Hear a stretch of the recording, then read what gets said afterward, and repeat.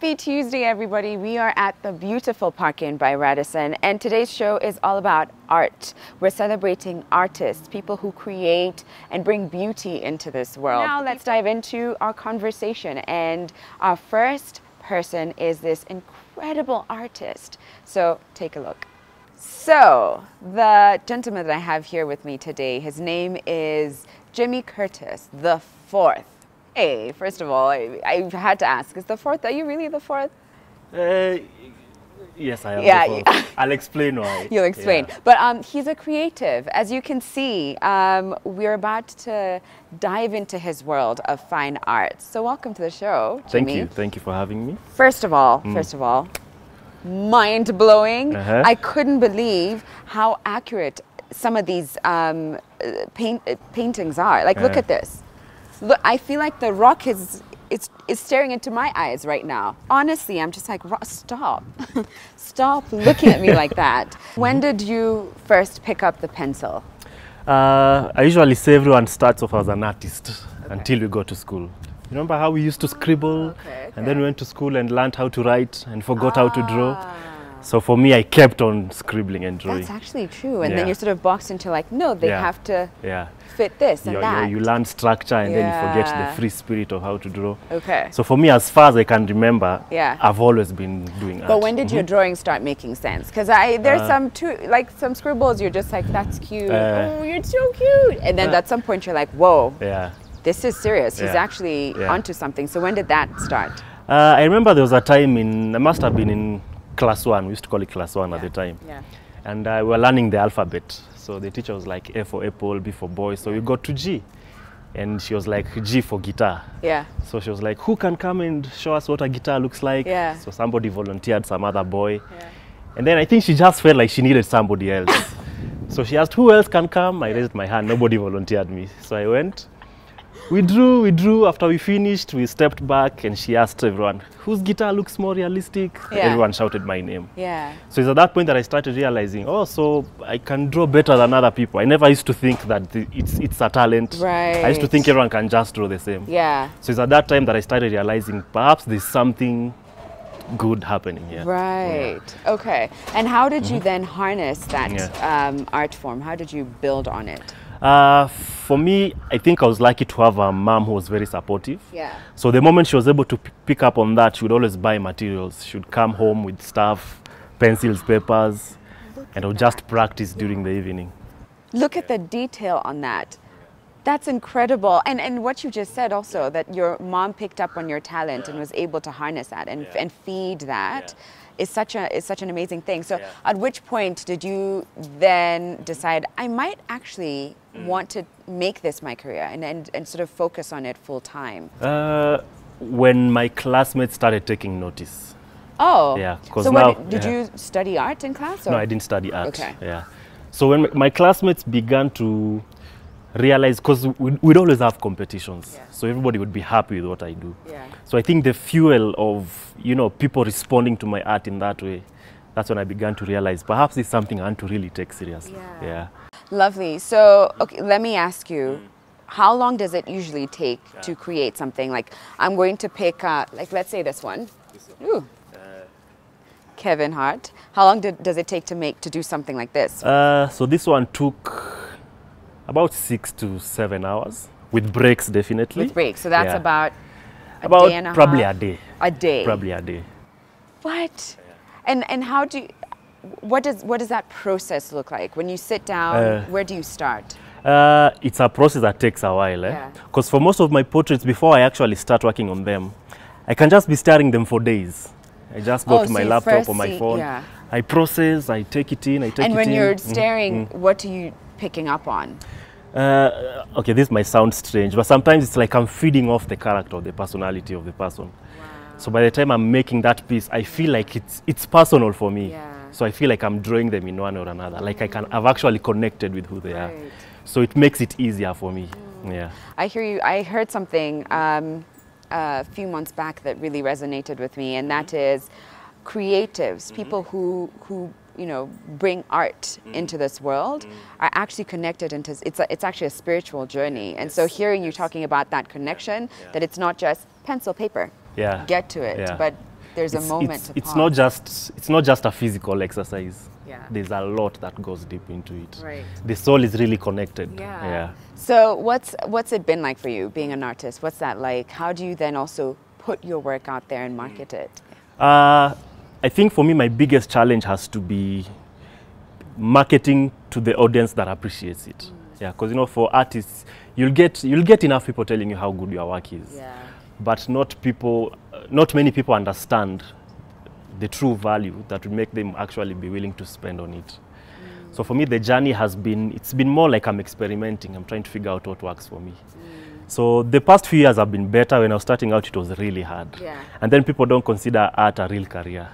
Right. They think you've just lacked something to do, so you're trying to find a fancy way of wasting time. Yeah. So there's that perception that you also have to deal with. Yeah. And to break that notion. Yeah. So what's your favorite piece? This one, definitely. Oh, nice. Yeah. So, and why is this one? I love how the leather came out. It almost feels like you can touch it. Yeah. So I really loved how this one came out. You can feel the wrinkles in the leather. Yeah. And the texture of the zip. So how long, for instance, did that take you? This one took days. Wow. This one took quite some time. And where do you showcase your work so far? So far, for now, I've been using social media on a large scale. But I want to actually start looking for spaces where I can take my work so that people... Because some of the clients I'm looking for are not on social media. Or if they are, maybe I'm not in the group where they will be able to see. Right. So if I can be able to locate certain strategic points where people can actually come and view. Plus, when you're viewing it from a screen, it's different from viewing it like you can be able to hold it. Yeah. It's very different. So do you work from the point of someone tells you, hey, this is a picture of my wife, my child, whatever, please draw that? Or how do you like to work, especially when clients are concerned? Most clients don't have the patience of sitting throughout the whole process, and neither do I, honestly. Yeah. So they'd rather send photos, and then I work from images. So the challenge that I've been having, because somebody would come look at some of the photos, and then they'll be like, I want mine. So what do? They go take a photo with their phone, and then send me through WhatsApp. So two mistakes there. You see, these photos were taken with pro cameras in a controlled lighting environment. Right. So when you take the same photo with a phone, it robs off some of the detail. Yeah. And my work is huge on detail. That's what I capitalize on. Yeah. Like, look at that one of Caroline Mutoko. Her braids, like you got her braids down, her earrings, everything down to a T. Yeah. So has that been, because I also see, someone like Pinky Gilani.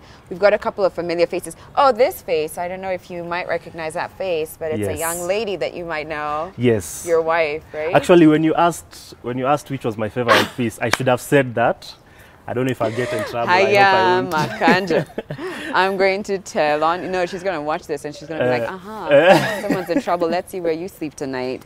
That's beautiful too. Yeah. So, what's it been like also? Because I can see that you're also, bringing it back home and appreciating like the Kenyan, icons and people in the media space. Yeah. So how does that usually go? Do you just then message Caroline Mutoko, hey? Yes, I do photos for somebody who people can connect with locally. Yeah. But I deliberately don't give it to them. Okay. I prefer to use them for exhibition purposes. Okay. Unless now they want another piece. Yeah. Because now if I gave Octopizzo this one. Hey, look at that. Look at that detail. If I gave Octo that one, I gave Pinky, I gave all the local ones, we wouldn't be having this conversation right now. Yeah. So I prefer to use those for educational purposes, but we also have classes from time to time. Oh, you have classes? Yeah, I usually do. Oh, so tell me about that. I do classes every month. Yeah. There are those students who prefer individual classes, but every month I usually have a master class, like 5 days long. So I usually keep it open for everybody who wants to register. I prefer 10 students a session so that I can give them the best. And in those classes, what are you doing? You're taking them through? Yes, we learn from scratch. Yeah. But this is a skill I picked for over 20 years. Right. So basically, the 5 days is not really enough to get them to this point. But I'm able to give them the principles that they'll need to apply for them to come to that level. Okay. Yeah. So what's been the most rewarding part about this for you? The most rewarding part, I think that comes with the students. When I see that a student has been able to reach this level, and I remember I actually taught that student. They went through my hands. That's the most rewarding thing. Oh, bless. And what about challenges? Because I know in any craft, there's the ups and the downs. So what would you highlight as some of the challenges? Materials are quite pricey, especially the pencil set that I use. Okay. And that matters, right? It matters. Yeah. It really matters. Yeah. I used to use Stedler pencils. Yeah. Then I started doing research and I discovered there are other brands out there that are probably better than that, but they are pricey. Right. And now the challenge is our local stores don't sell them. So you have to import, go through the shipping, do all that. So by the time you have stuff here, you've spent quite a buck on it. So I think for me, one of the challenges has been finding the right market and the cost of getting the work done. Right. Like for example, this frame. Yeah. I remember when my carpenter was working on this frame. The kind of price he gave me, because this wood, it's so hard to get this wood. Yeah. It's so hard.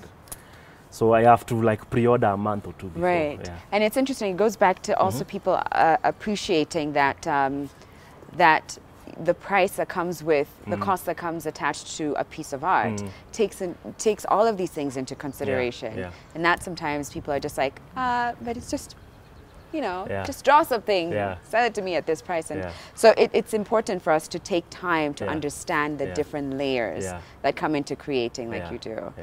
Well, this has been incredible. There's one more piece of art back there that I need you to grab for me because I think it's interesting and we need to talk about it. The artist drew himself. What was this like, drawing yourself? It was weird, eh? Yeah, and do you find that you had to make yourself look, you know, chisel me if I was drawing myself something, I would be the model. You wouldn't know if it's Kendall Jenner or Sharon Mundia. Let me tell you that. So what was it like? I think it was a milestone when I was doing this. Yeah, this was about last year. Okay. Yeah, so I was just, it was a point in my life when I was feeling like I'm crossing to another area of my life. Yeah. So this was sort of to preserve that moment before I go on to the forward. Because you know, art is really about moments at the end of the day. You're preserving a moment and putting it into an object. Yeah. So it was sort of that for me. That is really true, yeah. Beautiful. Well, thank you, Jimmy. This has been incredible. Okay, we have a couple more artists lined up for you, or people in the creative space. If you want to follow Jimmy on Instagram, which you should, please check him out. It's Jimmy Curtis 4. And while you're there, follow us too. That's Living With This. But we have to take a break, and we'll be back in just a moment.